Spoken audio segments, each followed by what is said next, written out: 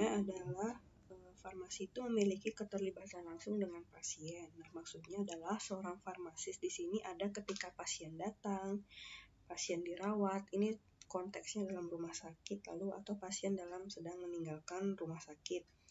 Nah, hal ini menunjukkan bahwa farmasis itu harus selalu terlibat secara langsung dengan pasien.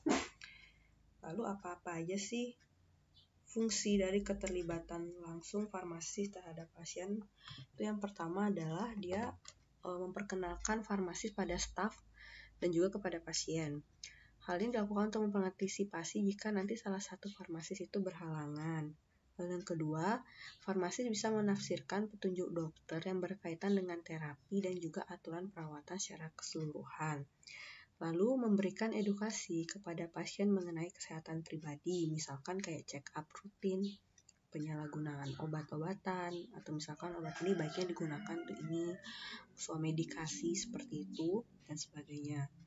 Lalu bisa memberikan informasi yang tepat kepada pasien secara teratur dan terkait penggunaan obat tertentu, misalkan obat analgesik yang digunakan bila perlu saja saat nyeri dan bisa di stop saat nyerinya sudah hilang. Kalau misalkan obat emas seperti itu sebelum makan dan itu harus dikunyah.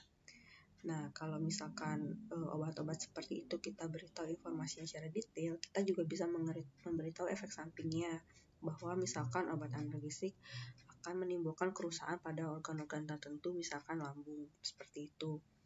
Lalu, yang selanjutnya adalah menginformasikan kepada pasien tidak hanya obat, tapi juga alat-alat kesehatan yang berkaitan dengan obat, misalkan contohnya inhaler, tongkat penyangga, dan alat-alat lainnya.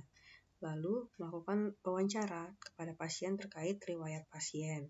Nah, di sini wawancara yang dilakukan itu misalkan dengan cara misalkan pasien keluar dari rumah sakit, lalu kita memberikan nasihat-nasihat terkait pemakaian obat yang akan kita berikan kepada pasien untuk dikonsumsi di rumah.